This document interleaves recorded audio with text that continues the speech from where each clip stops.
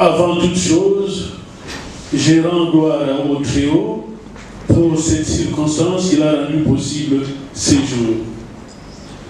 Je rends aussi des hommages les plus déférents à son Excellence, Félix Antoine Tshisekedi Tshilombo, chef de l'État et président de la République du Congo, pour son implication à la recherche de la paix à l'est de notre pays, sans laquelle aucune politique de développement n'est envisageable.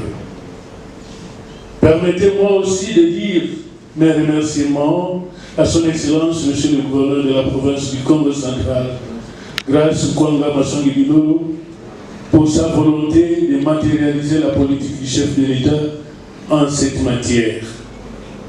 Mesdames et messieurs, j'ai l'honneur de vous adresser ces mots de circonstance à l'occasion du grand événement que nous célébrons aujourd'hui.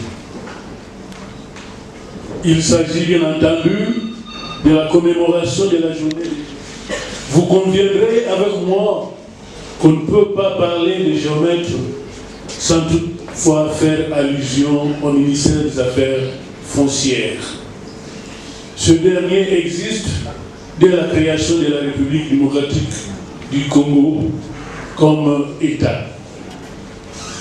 Le ministère des Affaires foncières est un service public techno-juridique du fait qu'il se subdivise en deux grandes parties que sont le cadastre et les titres.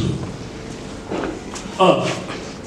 Le cadastre est un service technique qui s'occupe de l'inventaire des biens immobiliers en utilisant les arpenteurs, les géomètres, les dessinateurs, les ingénieurs géomètres et les experts immobiliers.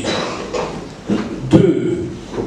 Les titres immobiliers s'occupent de l'octroi des titres et de la conservation. Par ailleurs, la Constitution de la République démocratique du Congo, à son article 34, proclame le caractère sacré de la propriété.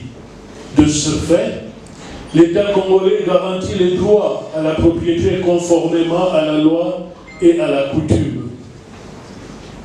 Pour ce faire, le géomètre qui est mis en honneur ce jour est un technicien qualifié qui mesure, calcule, délimite, représente et estime la propriété privée et sa contenance par des travaux topographiques et topométriques. Il sied cependant de rappeler que la profession de géomètre a pour rôle, entre autres, de dresser les plans et documents topographiques qui délimitent les propriétés foncières. Le géomètre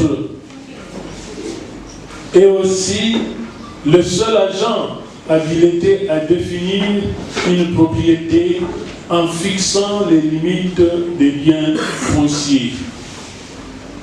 Compte tenu de l'importance des géomètres dans le domaine technique, juridique, social et des recettes, ce dernier est appelé à bien faire son travail dans le but de lutter contre les conflits fonciers et de contribuer à la paix sociale.